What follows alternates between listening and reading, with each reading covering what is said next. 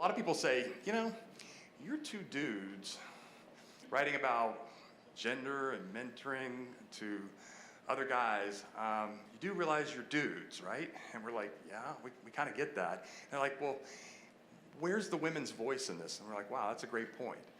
So we went out, and with a lot of help, we were able to interview about almost 30 of the most high-flying women across industries and professions in this country. It was a very humbling experience to sit there and be able to do this, but you're going to hear their voices, and I'm going to share their stories with you today about what they said works for them, and in particular about what they said about their male mentors. And then we went back and interviewed their male mentors and asked them about how that relationship worked. So I'm going to share that with you. So here come some of the best practices, and we're going to run through these quickly so I can keep Ray on time here today. First one, number one, every single senior woman we talked to said, men have got to start listening. And I was like, huh? Yeah, exactly, right? What do you mean, listening? Don't listen for the problem and try to fix it. Everybody heard that one before? I'm that way, and I'll just be very open. You know, I have to work against this one to listen to somebody, not listening for the problem, but truly listening to what they were saying today, and not trying to fix them, right? Sometimes our mentees don't need us to fix them. They don't need us to solve a problem. They don't need us to necessarily give them guidance in some cases, especially for people who don't look like white men. Sometimes you just need to affirm that you belong, right?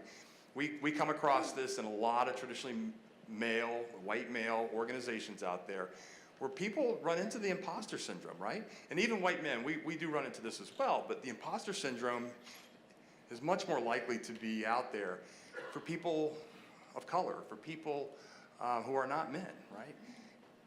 So sometimes we just need to affirm that they belong and not make assumptions about who they are, where they've been, what they've done, and try to listen and understand their own experiences. So listen is the first one. This is Robert Lightfoot. Robert was at the time was the deputy NASA administrator, and been for a long time. I can't remember if they've confirmed yet the new administrator, but has been the acting administrator for NASA for quite a while now. Robert mentored a lot of very senior women.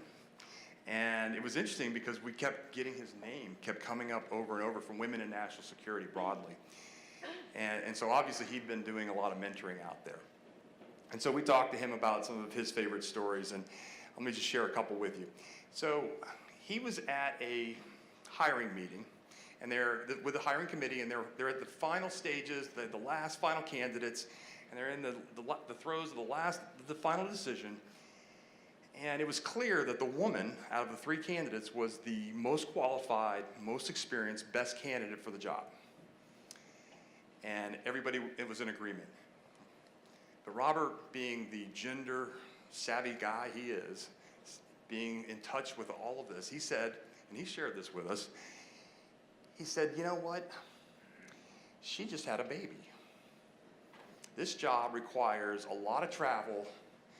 And, you know, maybe that's not the right thing for her at this point. And he said, fortunately for him, he had a female colleague on the committee sitting across the table from him, fire coming out of her eyes, daggers going into his throat. And she said, Robert, I'm pretty sure she knows that there's a lot of travel involved in this job. And I damn well know that she understands that she had a baby 2 weeks ago. So why don't we let her make the decision? And it was like, this light went on. It's like, wow, don't assume, right? Don't assume what she needs, what her experiences are, what is best for her. Let her figure that out, right? She can do that. Robert shared a lot of these wonderful stories as a male mentor, and he was very humble about doing that. But I'm gonna continue on the sake of time, going on to the next one. But don't assume is a big one that Robert was giving us. Emotions, crying, challenging. Again, the stereotype that often men fall into, that we see women as being this weaker, more emotional person, and that I can't do anything that challenges them. I can't give them all this hard, good, critical feedback because they might cry. Is that true? Reality is that the science shows us that women do produce more tears. Not their fault. They produce hormones called prolactin that actually produces tears, right? How we express our tears is a very sociocultural phenomenon, right? In Western society, where we are, boys are shamed for crying, right? It's not appropriate. Don't be a little girl, boys are taught. Right? People have probably heard that in this room. What about for little girls? Not so much, right? They are allowed to cry. It's okay. Right? So there is again, a cultural component to this where the expression of tears means different things. Let me give you a story. So General Dana Bourne, who was the United States Air Force, she has since retired. She's now at the Harvard Kennedy School.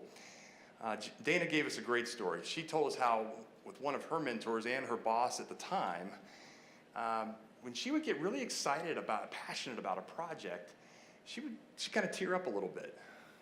And there's probably a lot of us out there, men and women, that do this, right? When we get really passionate, excited about something, a little bit of what you might call loss of control or whatever, of your tears, and you tear up a little bit. It made her boss really uncomfortable, really uncomfortable. Why? Because again, as boys, we're socialized not to cry. And so we don't really understand, we've never grown up understanding what to do when somebody else cries. We feel like we've offended them.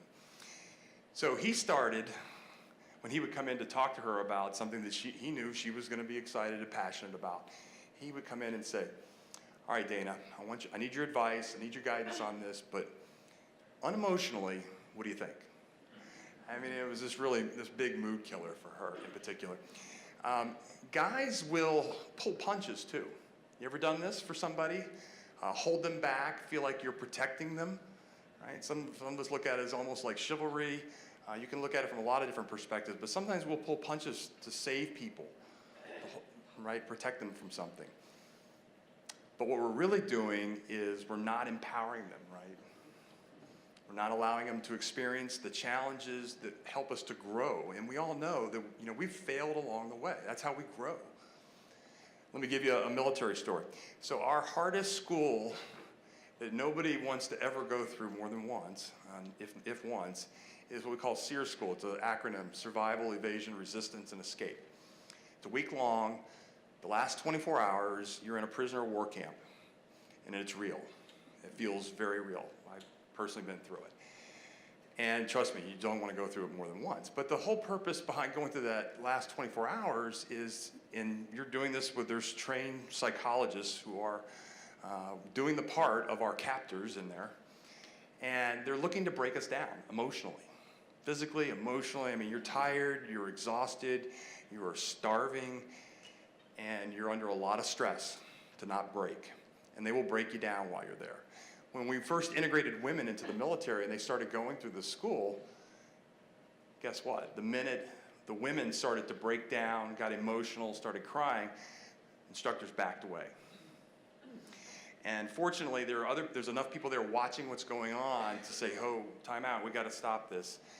Pulled the instructors back in, they had a little powwow, said, hey, that cannot happen.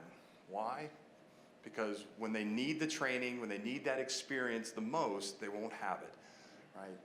And certainly as a prisoner of war, God forbid, for any of them, that's not the time to figure out, right, what I didn't get because some male instructor pulled a punch because he was afraid that I was crying. So we talk a lot about this in male-dominated professions about, hey, you got to challenge your mentees, right? You got to give them the same opportunities and challenges that you do for the men that work for you.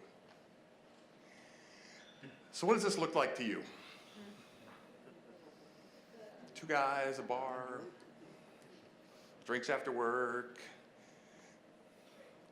Could be mentoring, maybe. Who knows, right? Could be. We do that a lot. What about this? Could be mentoring, or it could be something more romantic or a date, right? And so this is one of the challenges when we think about men maybe stepping up and mentoring women in particular. how do we mentor women? Where do we mentor women? When do we mentor women?